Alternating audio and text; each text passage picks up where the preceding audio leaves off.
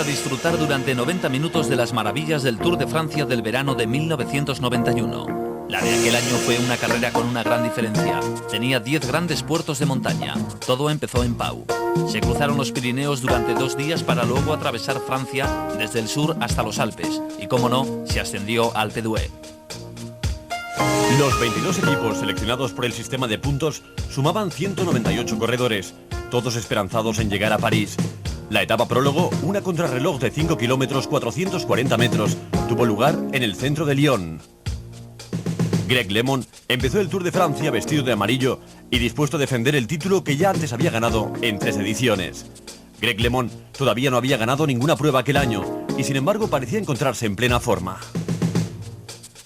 El corredor holandés Erik Breukink, supuesto gran rival de Greg LeMond en el Tour, hizo un magnífico recorrido y le batió por un solo segundo.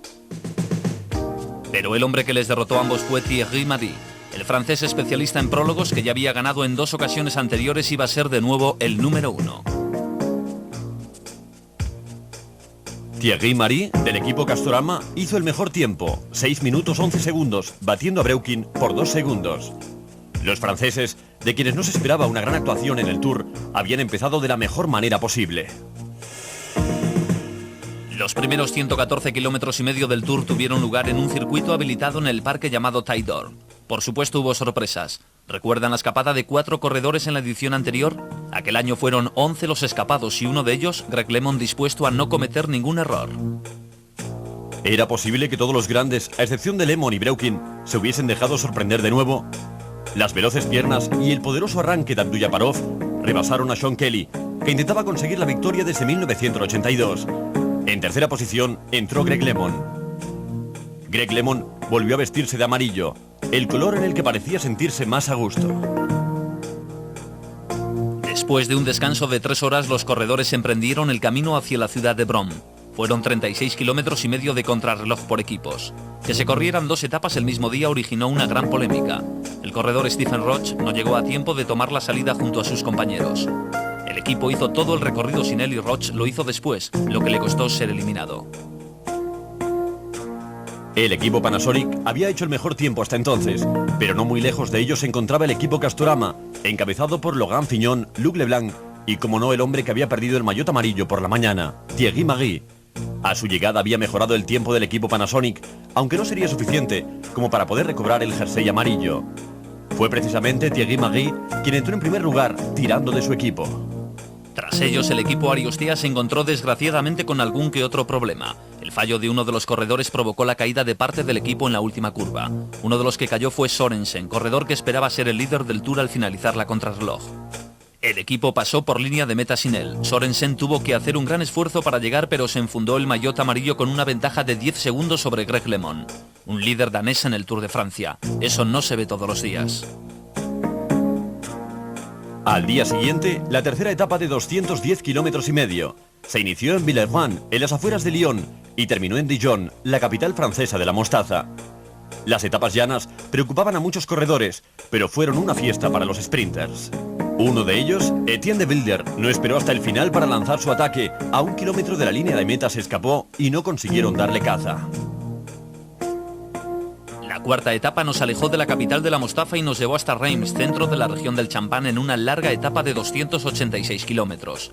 Una vez más, los sprinters esperaban hacerse con la victoria. Cruzando la línea, Abduljaparov, un nombre a tener en cuenta. Fondriest fue el que encabezó el ataque del día siguiente. La etapa desde Reims hasta Valenciennes llevaría a los corredores hasta cerca de la frontera con Bélgica. Un buen número de corredores fue víctima de otras tantas caídas, pero hubo una que ninguna cámara pudo filmar. Fue la del maillot amarillo Sorensen. Cayó en una curva muy cerrada. Volvió a la carrera montado en la bicicleta de su compañero de equipo, Bruno Chenialta. Y cuando llegó a la meta, nadie se percató de que Sorensen había sido víctima de una caída que lo alejaría del Tour. Acabó la etapa con la clavícula rota. Dylan Neidham consiguió con su escapada de última hora cruzar la línea en primer lugar. Esta fue la imagen del día. Sorensen abandonaba el Tour de Francia. A la mañana siguiente el nuevo líder era Greg LeMond, pero en un gran gesto y según la tradición del Tour no quiso enfundarse el maillot. Según él, el puesto de líder quedaba abierto a cualquiera. Lemon iba a tratar de reconquistar el maillot amarillo, pero también Thierry Marix lo iba a intentar. En la segunda escapada más larga de la historia del Tour, más de 230 kilómetros, Marix se vistió de amarillo al llegar a Le Havre. La carrera llegó hasta Argentín, sprintando los 185 corredores. Jean-Paul Van Poppel se proclamó vencedor de etapa, otro gran especialista en forma. Al día siguiente, a consecuencia de la gran escapada del día anterior, Marix estaba excesivamente cansado para disputar la primera gran contrarreloj. El número 11 era Claudio Chiappucci, quien el año anterior fue incapaz de realizar una buena contrarreloj y que sin embargo acabó el Tour en segunda posición detrás de Greg LeMond. Logan Fignon parecía estar volviendo a su buena forma a juzgar por su lucha durante todo el trayecto, y también Raúl Alcalá, que fue el ganador de la primera contrarreloj disputada en el Tour del año anterior y que aquí adelanta a Olaf Lufin. Pero a los que realmente hay que batir son los que salen en las últimas posiciones. El campeón de Italia, Gianni Bugno, quien según todo el mundo decía sería el nuevo ganador del Tour de Francia. Eric Breuking, ganador de 2 etapas contrarreloj en el pasado Tour y cabeza de etapa hasta los últimos 10 kilómetros, a partir de los cuales se hundió. Jean-François Bernard, que este año corría en un nuevo equipo, gregario de lujo en el Banesto para ayudar a Miguel Indurain y Pedro Delgado. Pero Bernard parecía haber encontrado su mejor forma y consiguió el tercer mejor tiempo del día.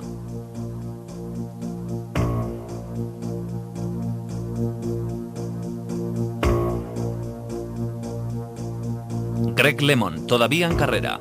Greg LeMond esperaba después de aquella etapa ser el nuevo líder del Tour de Francia. Los tiempos que estaba marcando a lo largo de todo el recorrido amenazaban con ser eso, los mejores del día. Greg LeMond parecía haberse encontrado a sí mismo, corrió aquella contrarreloj como ya lo hiciera un par de años atrás cuando venció en los Campos Elíseos. Roger Legué sabía que su hombre lo estaba haciendo bien y LeMond parecía estar en buena forma. Estaba llegando al final con el mejor tiempo del día, pero solo momentáneamente. Cuando el último hombre atravesó la meta, su tiempo habría sido mejorado. Estas son las piernas de un corredor del que todo el mundo empezaba a hablar, Miguel Indurain. Estaba realizando los mejores tiempos de todo el recorrido. Cuando terminó, había marcado el mejor. 1 hora 35 minutos y 44 segundos, 8 segundos menos que LeMond, aunque este mantenía el maillot con una ventaja de 1 minuto y 13 segundos.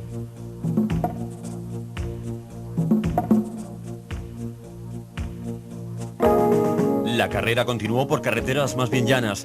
Así la novena etapa de 161 kilómetros partió de Alençon hasta Reims. El pelotón estaba a 1 minuto 45 segundos del grupo de cabeza, pero en este no había muchos hombres que pudieran preocupar a Greg LeMond.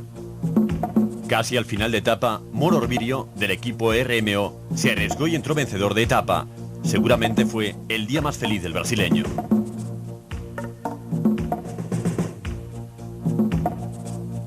Al día siguiente los rumores se confirmaron cuando al comenzar la etapa que nos llevaría hasta Quimper de 207 kilómetros, el equipo PDM tenía graves problemas. Martin Early estaba a punto de abandonar y Eric Breuking y Sean Kelly tenían fiebre.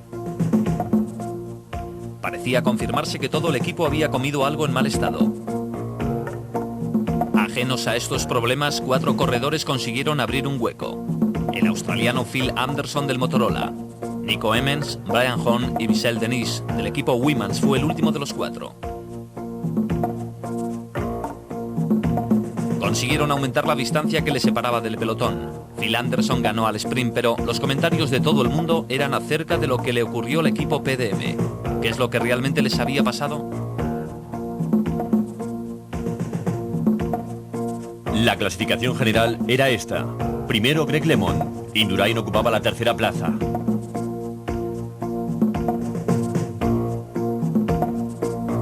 Perico Delgado era octavo, Mauri décimo.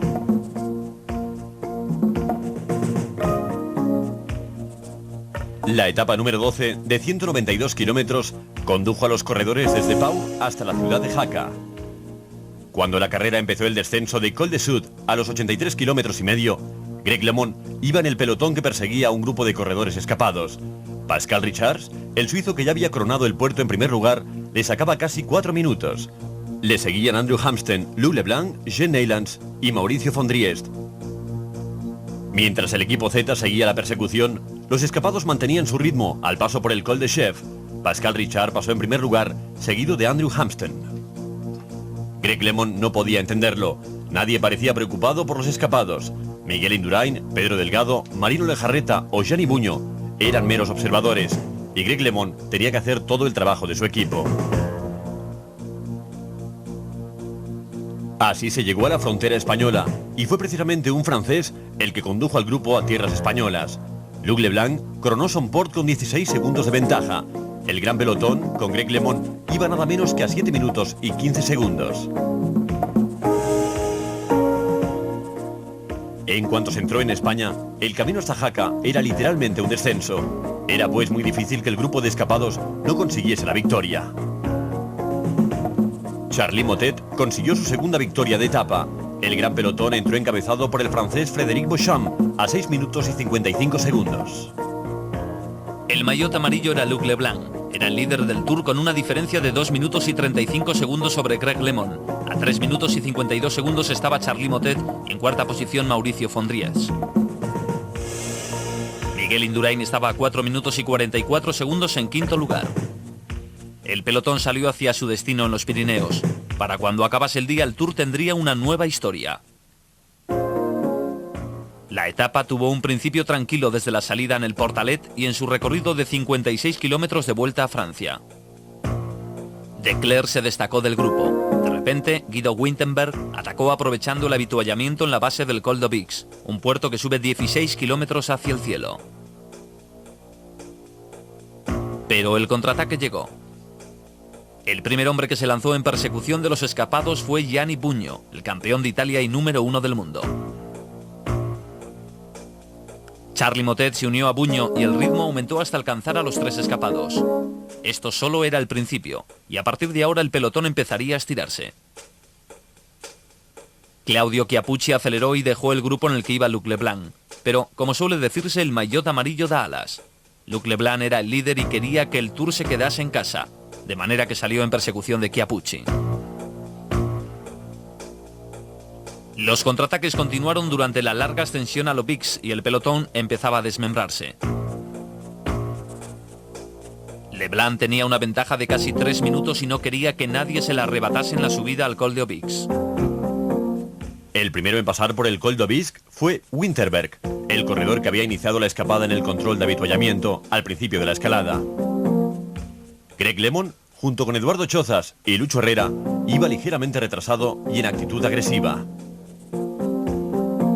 En aquellos momentos, muchos de los corredores se daban cuenta de lo que significaría correr una gran clásica como el Tour de Francia. Las etapas llanas quedaban atrás y las esperanzas de ganar el Tour que pudieran haber mantenido en estas 2 semanas quedaron rotas en menos de 2 horas. Después del descenso del Aubix, se había producido un reagrupamiento en la falda del Tourmalet.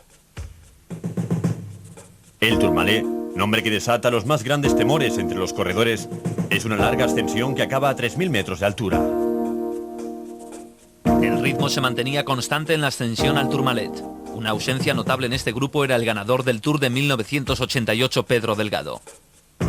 Al menos podía consolarse pensando que su compañero de equipo Miguel Indurain sí que estaba.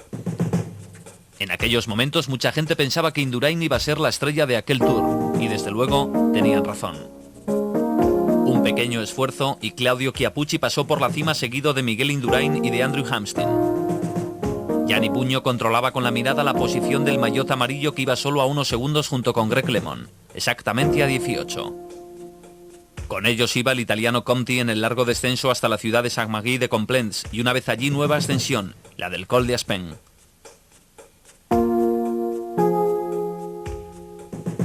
Se necesita una gran habilidad en las subidas, pero quizás aún mayor en los descensos. Fue en ese descenso cuando Miguel Indurain lanzó el ataque. Había notado que Greg LeMond había perdido el contacto un poco antes de la cima y decidió lanzarse. Cuando Greg LeMond pudo tomar contacto otra vez, Miguel Indurain se había fugado. Con 184 kilómetros cubiertos, a Indurain le había llegado el momento de recuperar fuerzas. Había estado esperando aquel momento durante casi 2 semanas. Había corrido el riesgo de permanecer en el pelotón, como ocurrió el primer día, en que dejó que se escapase el grupo en el que iban Eric Breukin y Greg LeMond. Nunca pudo prever lo que iba a pasar con Breukin y todavía no sabía lo buen corredor que era Greg LeMond. Claudio Chiappucci decidió que era el momento adecuado para intentar unirse a Indurain y sorprendentemente nadie hizo el menor esfuerzo para impedírselo. Indurain recibió la noticia de que Chiappucci iba en su busca y de hecho disminuyó el ritmo para permitir que Chiappucci le alcanzara. Pronto serían 2 corredores escapados. El resto de los grandes debía reaccionar. Lo de Miguel Indurain no fue una sorpresa. Todo el mundo hablaba de él. Estaba en forma. Cuando todavía faltaban 45 kilómetros, Chiappucci se unió a Indurain, mientras más atrás, a unos 2 minutos, Logan Fignon había conseguido unirse al grupo de LeMond. Aunque seguramente se llevó una gran decepción al comprobar que faltaban 2 corredores, Indurain y Chiappucci. Fignon iba sufriendo.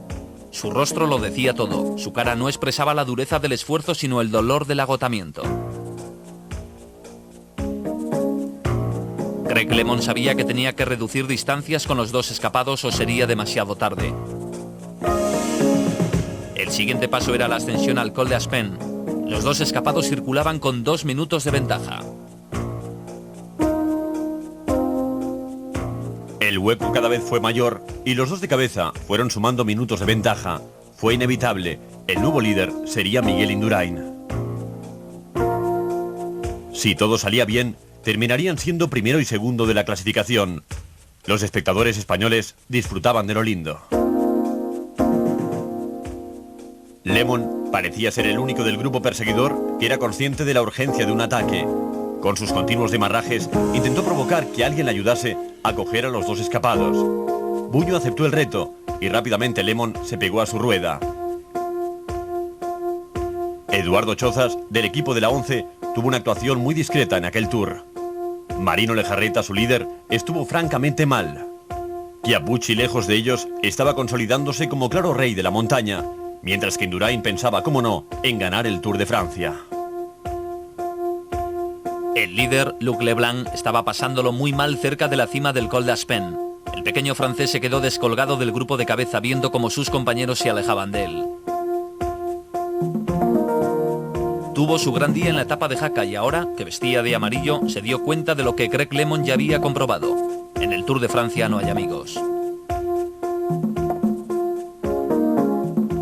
Logan Fignon también se había calmado después de la brillante persecución en solitario que le permitió unirse al grupo perseguidor. Ahora parecía resignado a aguantar hasta el último puerto que le llevaría a la línea de meta en Val-Logan. Mientras tanto, lejos de allí, Miguel Indurain y Claudio Chiappucci llevaban un ritmo inaccesible.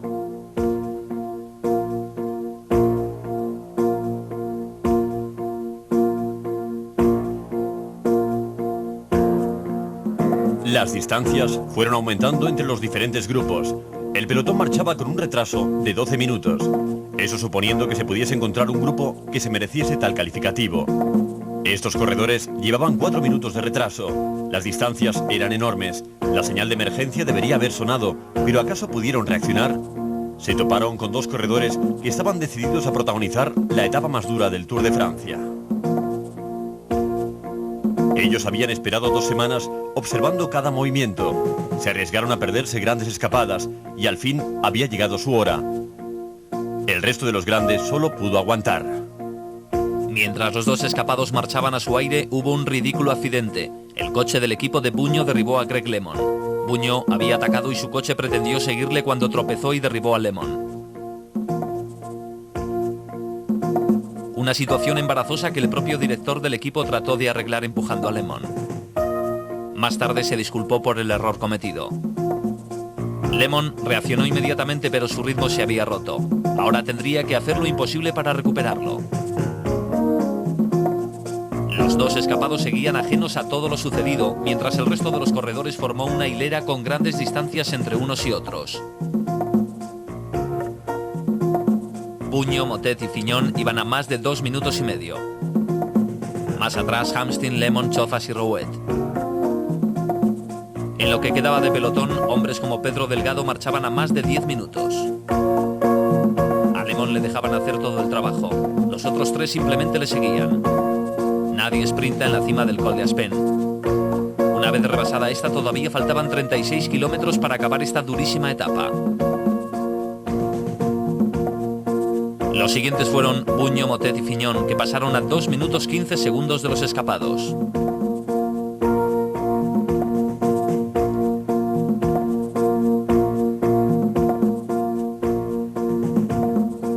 A estas alturas, Buño era perfectamente consciente de su gran error al haber permitido la temprana fuga de Indurain y Chiappucci.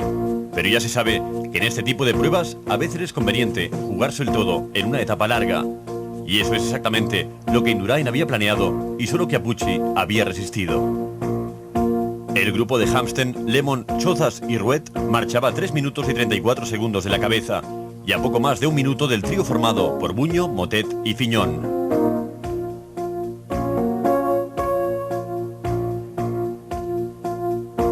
Los corredores emprendieron el último descenso del día desde el Col d'Aspen hasta el valle que les llevaría a enfrentarse con la larga ascensión antes de línea de meta en Val-Lorraine. La subida a Val-Lorraine, con una pendiente media del 9%, estaba a menos de 7 kilómetros de la llegada. Los dos de cabeza estaban a salvo. Los 3 perseguidores no podían más que intentar reducir distancias. Buño todavía pensaba que podía dar batalla. Debía encontrar el momento de deshacerse de Fignon y Motet. Más atrás, Lemon estaba realmente tocado y Eric Boyer, su compañero de equipo, había acudido en su ayuda. Boyer iba a la cabeza intentando que Lemon le siguiese. A todo esto, el maillot amarillo Luc Leblanc había pasado por el Col d'Aspen con una diferencia de 6 minutos y 42 segundos. Eso significa una enorme distancia. El rostro de Chiappucci mostraba el tremendo esfuerzo que estaba realizando cerca ya del final de la etapa en Val-Lorraine. Indurain parecía igual de fuerte. Detrás de ellos, Buño lanzó un último y desesperado ataque para cortar distancias. Marchaba a más de 2 minutos y realmente tenía que rebajar esa distancia en medio minuto por lo menos si todavía quería tener una oportunidad de ganar el Tour. Fignon intentó seguirle y por un momento pareció que Motet se quedaba solo. La gente estaba entusiasmada con el espectáculo que estaban viendo. Lo había intentado muchas veces a lo largo de la etapa y al final Buño lo consiguió. Detrás, el grupo de 5 corredores permanecía apiñado. Lemon desesperadamente en la parte de atrás, Boyer vigilante. El número 51 era por fin el tercero en la carrera. Por cierto, el número 51 parece ser el de la suerte. Es el número que han llevado muchos de los ganadores del Tour de Francia. Así transcurría la batalla tras estos 2 corredores.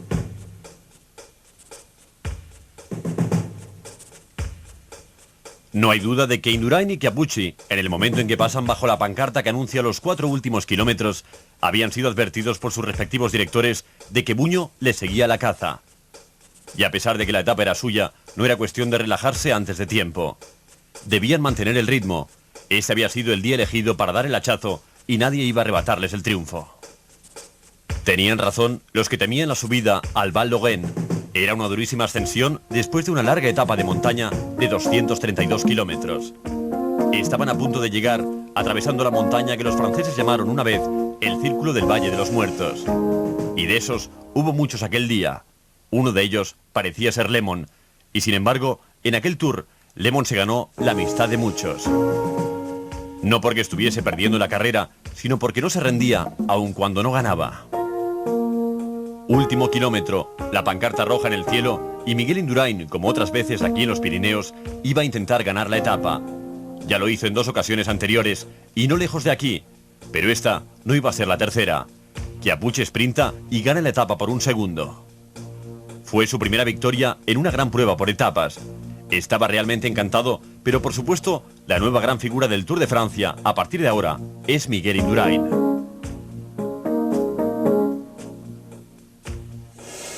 Número 1 y nuevo maillot amarillo con una ventaja de 3 minutos. Buño mantuvo su ritmo e incluso lo mejoró en los 2 últimos kilómetros. Entró a 1 minuto y 29 segundos de Chiappucci, lo que dejaba un elemento de duda acerca de quién ganaría el Tour. Y una gran actuación de Fignon, que entró en 4º lugar a 2 minutos y 50 segundos.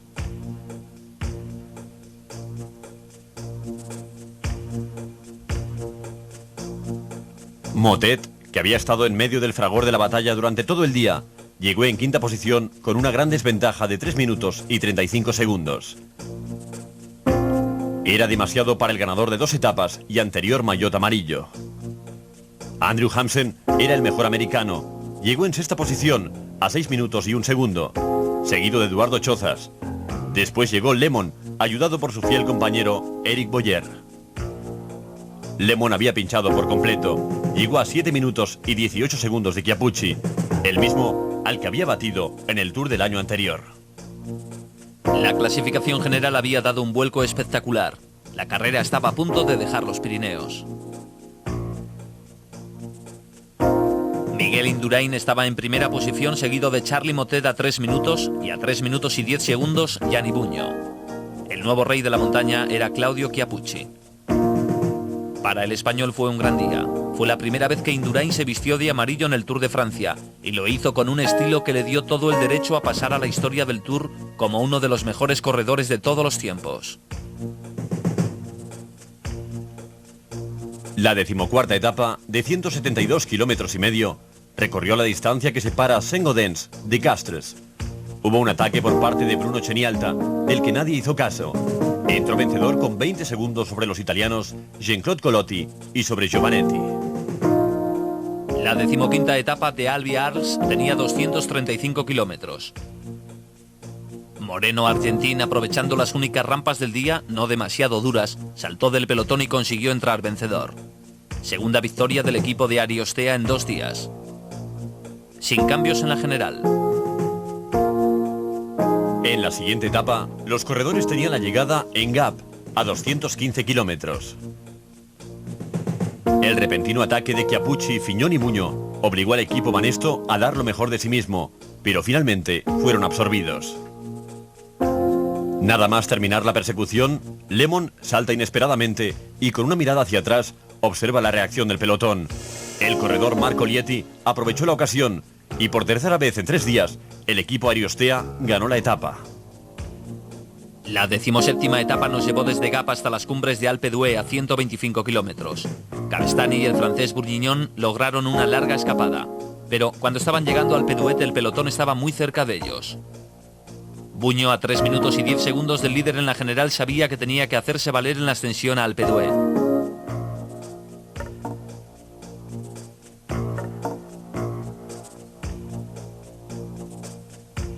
Había sido el primero en coronarlo el año anterior. Ningún italiano lo conseguía desde que Fausto Coppi lo hiciera en los años 50. Pero eso no era nada. Él perseguía el maillot amarillo. Jean-François Bernard marcaba el ritmo y Miguel Indurain cómodamente seguía tras él. Alpe d'Huez es una maravillosa ascensión con 21 curvas numeradas por la que los corredores pasan hasta llegar a la cima, siempre rebosante de aficionados. Todos marchaban a buen ritmo en su camino a la cima y Miguel Indurain todavía podía aprovecharse de la ayuda de su fiel compañero Jean-François Bernard. Pello Ruiz Cabestany pagó las consecuencias de su larguísima escapada y sus fuerzas le abandonaron. Bugno no encontró la manera de deshacerse de Indurain. Todas sus tentativas eran neutralizadas por el hombre del maillot amarillo. La muchedumbre que esperó durante horas y quizá días fue testigo de lo que iba a ser la última gran tentativa de aquel Tour. Parecía que Bugno no podía hacer nada para alejarse de Miguel Indurain. Después de Indurain, Bugno era el más fuerte del grupo. Chiappucci, el rey de la montaña, estaba satisfecho con seguirles, y Stephen Rooks solo intentaba dejar alto el pabellón holandés. Jean-François Bernard se quedó momentáneamente descolgado ante la aceleración de Bugno, pero consiguió poco a poco volver a colocarse al lado de su jefe de filas y líder del Tour. Aquí está Thierry Claveyrolat, junto al pequeño francés Luc Leblanc. Los franceses sabían que en este Tour no tenían candidatos para la victoria final, pero sí es cierto que sus hombres estaban bien colocados. Más atrás, Fignon estaba listo para otro de sus grandes contraataques. Es un enamorado de Alpe d'Huez. Aquí algunas veces se vistió de amarillo y cada vez que lo hizo ganó el Tour, aunque aquel día iba un poco rezagado. La curva del cementerio de la ciudad d'Huez está a unos 3,5 kilómetros de la cima. Por primera vez, desde que comenzaron la ascensión, los corredores pudieron ver la cima del Alpe d'Huez. Fignon estaba a la cabeza del contraataque y a su lado Perico Delgado, que que hasta el momento no había destacado en este Tour. Pero ¿dónde estaba Greg LeMond? Batallando y sufriendo al lado de Charly Mottet.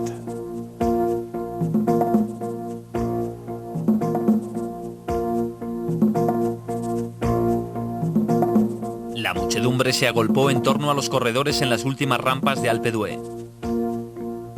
Chiappucci empezó a parecer humano por primera vez en el Tour, marchando con dificultad en la cola. Jean-François Bernard decidió no rendirse, lo mismo que Fignon, quien insistió en marcar el ritmo al lado de Álvaro Mejía, de quien habría que tomar buena nota como candidato al triunfo en los próximos años.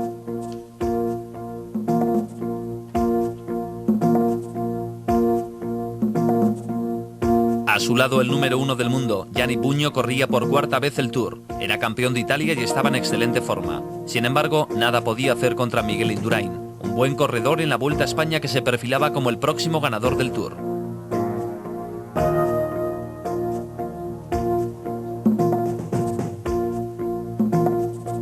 Chiappucci, a escasos kilómetros de la cima, empezó a tener problemas. Aguantó lo mejor que pudo y no mejoró su posición en la general. Bugno estaba decidido, tenía que ganar la etapa y sacarle tiempo a Indurain. Pero este no iba a ayudarle en su empresa.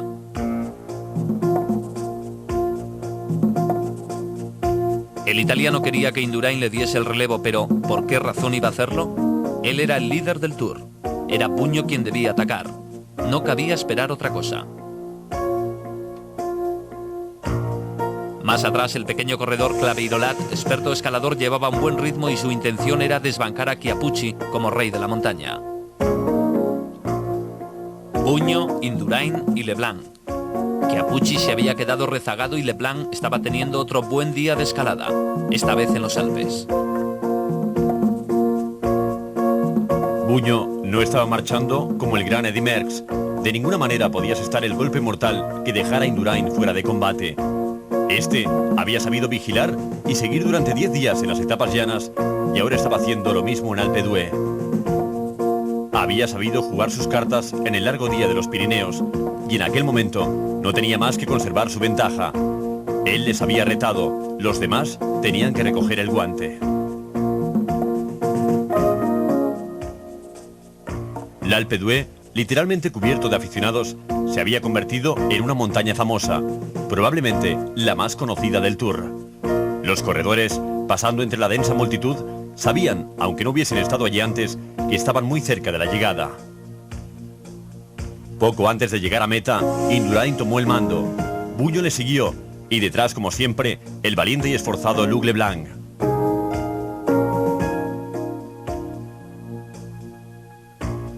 Las laderas de Alpe d'Huez, un lugar lleno de vida durante la estación invernal, en pleno mes de julio, rebosó de júbilo en honor a Miguel Indurain y Gianni Bugno. Indurain nunca parece preocupado, simplemente sigue, observa y espera. Es un corredor muy fuerte. En cambio, Bugno a su lado parecía aún más frágil, incapaz de encontrar la manera de romper la armadura del caballero vestido de amarillo.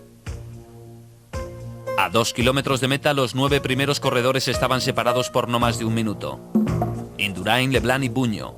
Y detrás de ellos Jean-François Bernard y el holandés Stephen Rooks. También Chiappucci, Claveyrolat y Perico Delgado. Fignon iba a 1 minuto y 10 segundos.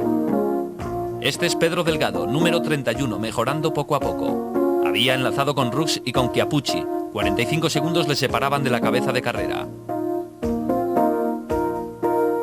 Y Thierry Claveyrolat, corriendo de la misma forma que lo hiciera el año anterior, a ratos con los de cabeza y a ratos solo, pero siempre combatiendo, sin desmayo.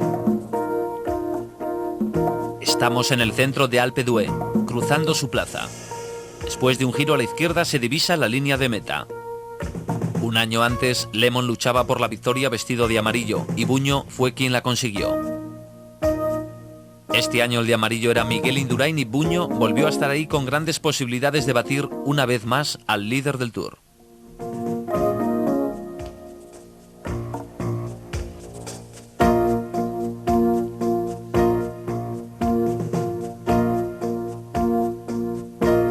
Leblanc siguió aguantando. Ya se sabe que cuando por fin un corredor divisa la línea de meta saca fuerzas de donde sea para ganar. Pero, ¿podría Leblanc conseguir aquella victoria para Francia? Es la victoria más codiciada, la llegada a Alpe d'Huez, la que queda en la memoria de todos. Tras esta ancha calle se encuentra una curva muy cerrada a la izquierda. Indurain llega primero, Buño detrás, intentando conseguir la proeza. Ganar la etapa por segunda vez en 2 años consecutivos. Nadie lo había conseguido antes. Buño estaba mejor colocado, era uno de los mejores sprinters. Buño echó una mirada hacia atrás y soltó amarras. Por segunda vez en 2 años, no solamente ganó la etapa, sino que batió al maillot amarillo, en este caso Miguel Indurain. Pero Indurain sabía que habiendo quedado segundo en la gran etapa de los Pirineos y segundo también en la gran etapa de los Alpes, el Tour estaba prácticamente en sus manos. Jean-François Bernard llegó en cuarta posición a 35 segundos. Después hubo un segundo sprint entre Rux, Chiappucci y Claveyrolat, con Perico Delgado más atrás. La victoria fue para Rux, quien entró en quinto lugar. Apenas transcurrió un minuto cuando vimos a Fignon luchando por la 9ª plaza con Mejía, que iba delante de él. Fignon entró primero. La dura subida al Alpe d'Huez le hizo perder tiempo en la general. Había entrado a 1 minuto y 12 segundos de Buño. Después de Fignon llegó el grupo de Lemon, que encontró compañía. Al día siguiente los supervivientes dijeron adiós a los Alpes y emprendieron el largo camino de Bourdoise-Chamorchin, 255 kilómetros. En medio de aquel diluvio hubo 2 corredores que iniciaron una larguísima escapada, Claveyrolat y Bourguignon. Ninguno de los grandes tuvo la oportunidad de escaparse, o mejor dicho, ninguno quiso hacerlo en aquellas condiciones. La carretera estaba húmeda y Marino Lejarreta dio con los huesos en el suelo, en la ascensión del Col des Colombiers. Comenzó a llover otra vez. A medida que nos íbamos acercando a la cima, Bourguignon, que todavía iba en cabeza junto a Claveyrolat, estaba haciendo todo lo posible por conseguir el triunfo que hasta ahora se le había negado. A Claveyrolat le fue fácil sprintar. Se alejó de Bourguignon y con una palmada de alegría entró vencedor. La 19ª etapa de 177 kilómetros alejaba aún más la carrera de los Alpes y acababa en la preciosa ciudad de Aix-les-Bains, al lado del lago. En esta etapa se produciría una de las escapadas más largas del Tour, protagonizada por el vencedor de la Vuelta a España, Melchor Mauri. Sufrió un pinchazo y tuvo que cambiar la rueda cerca del final, pero eso no significaba gran cosa, solo prolongó la agonía. Cuando Mauri fue alcanzado, llegó la oportunidad para el corredor ruso, Dmitry Kornichev, que saltó con un pequeño grupo de corredores, además de Pascal Richard y Eduardo Chozas. En la aproximación al punto de llegada, no quiso dejar ninguna oportunidad para el que había sido campeón de Suiza, Pascal Richard, y a pesar de que este lo intentó, no pudo con el soviético. La 20ª etapa nos llevaría desde Aix-les-Bains hasta Masson y hasta los últimos 400 kilómetros del Tour de Francia. Al final fue Yakimov quien en los últimos kilómetros saltó y entró primero. Yakimov era el campeón del mundo de persecución, otro soviético más que pasó a engrosar la lista de ganadores de etapa en el Tour de Francia. La etapa contrarreloj del penúltimo día del Tour suele ser de una importancia vital, aunque este año no fue el caso. El objetivo de Lemon en esta contrarreloj no era el maillot amarillo, sino vencer a Hamsten, el otro americano ex compañero de equipo. Lemon iba a correr para ser el mejor americano del Tour. Necesitaba vencer a Hamsten, que tenía más de 2 minutos y 42 segundos de ventaja.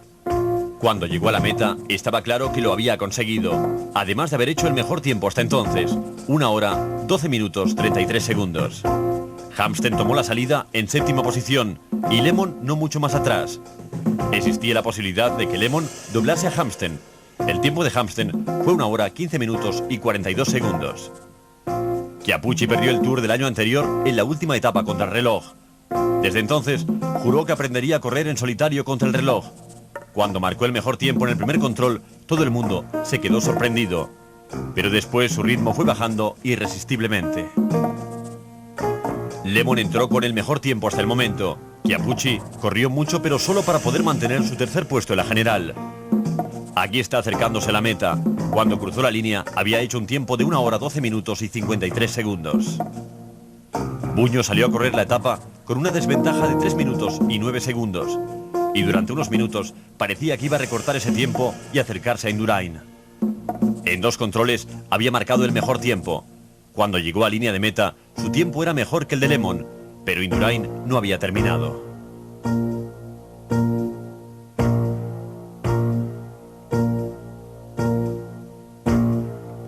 La actuación del líder del Tour fue la esperada.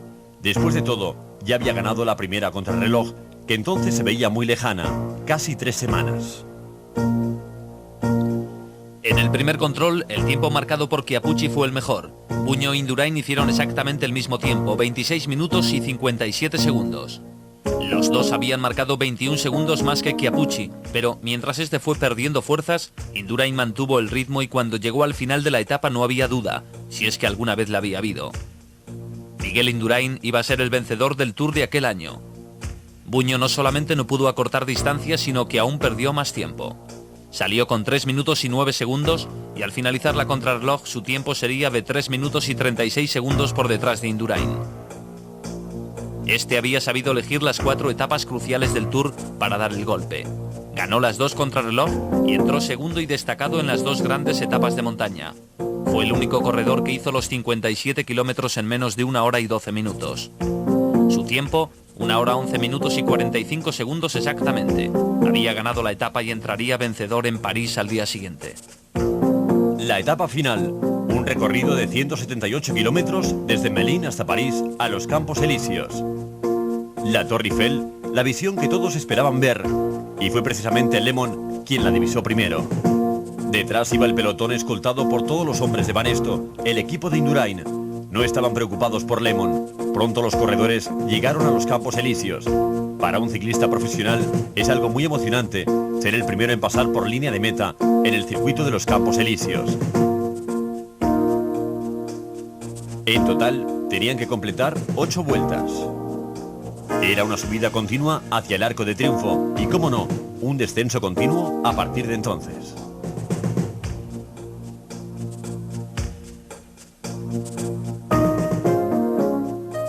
El maillot amarillo de Miguel Indurain destacaba radiante a la cabeza del pelotón. Debía sentirse el hombre más feliz de la tierra. La llegada sería para los sprinters, pero antes tendrían que cazar a Lemon, el corredor que había hecho un desconcertante Tour y que acabaría séptimo en la general. El peor puesto de su vida y, sin embargo, para muchos de los corredores, un puesto inalcanzable. Tuvieron que trabajar duro para coger a Lemon, pero cuando lo hicieron fue realmente contundente. Fignon y Miguel Indurain atentos a las posibles escapadas. Todo el mundo espera un final al sprint en los Campos Elíseos y, aunque no siempre es el caso, nunca se puede bajar la guardia hasta el final de la carrera.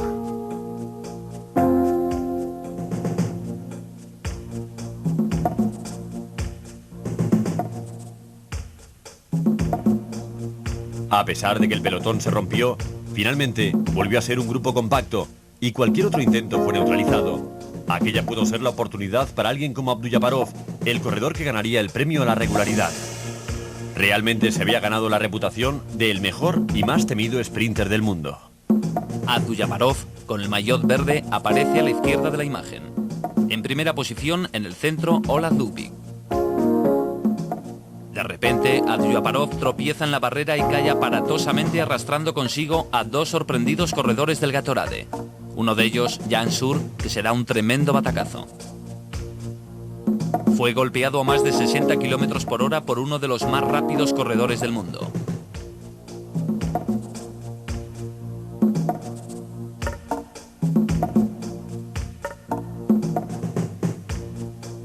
Como es natural, fue otro corredor soviético el ganador de la etapa, Kornichev. Su segunda victoria en este Tour y la tercera en total. Abduljaparov, con múltiples contusiones y una clavícula rota, tuvo que ser ayudado a cruzar la meta para poder seguir optando al maillot verde de la regularidad.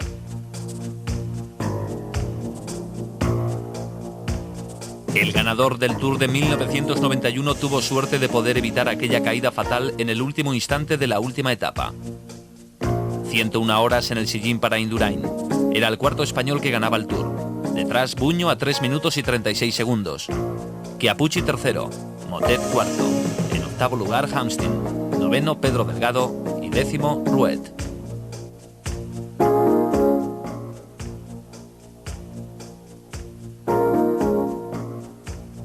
Fue su primer Tour de Francia.